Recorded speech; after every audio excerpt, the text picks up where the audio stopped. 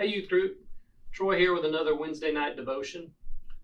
During this quarantine, we may find ourselves really missing our friends. Well, we should be really missing our friends. There's something about, being with other people, laughing and joking around and playing games and just hanging out with our friends. There's something in our soul. We crave that kind of community, I guess. And I believe that God created us that way, that we are built for relationships. We are built to love one another, to value one another, to give each other praise and help and understanding when we need it. Because we've all been stuck at home and not able to experience these things, some of us have turned to social media to kind of fill the void. This is not a knock on social media. For the most part, I love social media. But in social media, we're not really our authentic selves. And not that that's a bad thing necessarily, but without, verbal communication, it's hard. You read a text or you read a post or see an Instagram picture and you don't fully know what's going on because you weren't there. You don't know. So we make guesses at what's going on. So there's really no substitute for actual physical community. I really miss youth group, not just because, the lessons and the feeling of purpose I get when I'm teaching, but I actually miss our students. I miss you guys. Hanging out, laughing, hearing about your day and what's going on in your lives and all of that stuff. I miss it. I miss the friendships. I miss the camaraderie. That's a good word. And I'm sure that you guys do as well. What I'm trying to do a devotion on is closely related to that.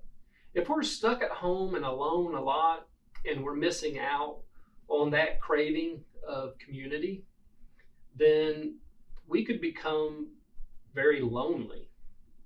Even with family around, it's still not exactly the same as your friends and being able to laugh and play games. And not that you can't do that with family, but you know what I mean. Loneliness can lead to depression. And when we get depressed, we make all kinds of misjudgments about ourselves. We measure things wrong. We have irrational thoughts.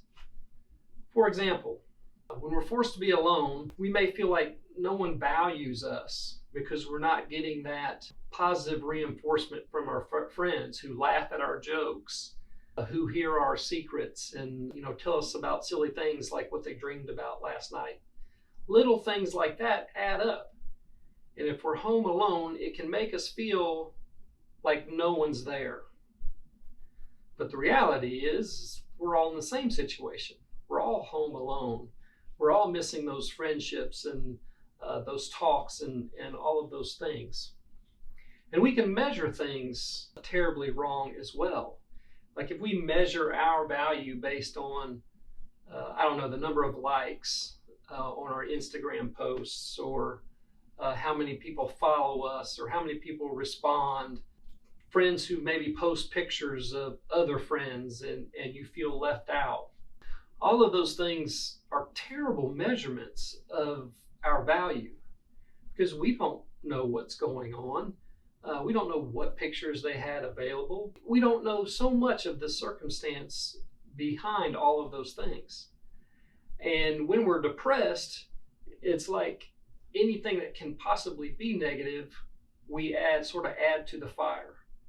Because there's somewhere, some weird way deep down in us, part of us that likes to be depressed. And so when you are depressed, you're looking for things to fuel that depression. Unconsciously, of course. Now, I want to share some scripture with you. This is from Matthew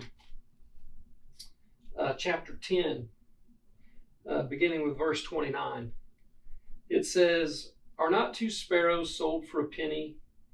Yet not one of them will fall to the ground outside your Father's care. and even the very hairs of your head are numbered. So don't be afraid. You are worth more than many sparrows.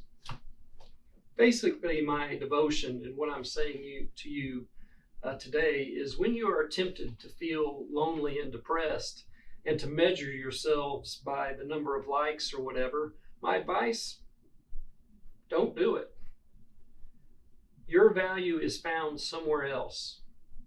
You are intimately known, intimately loved, beautifully and wonderfully made by God, who doesn't make mistakes. There wasn't an ingredient that was forgotten when you were created. And it's very important that we each realize that. We're not mistakes.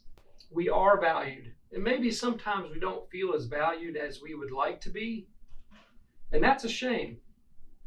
But the reality is our value doesn't rest on what others think of us. We don't really get our value from there. We might be tempted to, and in which case we need to remind ourselves that's not where our value comes from. We are innately valuable just because we exist, that we're part of God's creation and that God deeply, deeply loves us. I hope this is an encouragement for you if you're home alone and you've been feeling lonely or depressed. I pray that you will come to recognize your own value and how much our God dearly loves each one of us.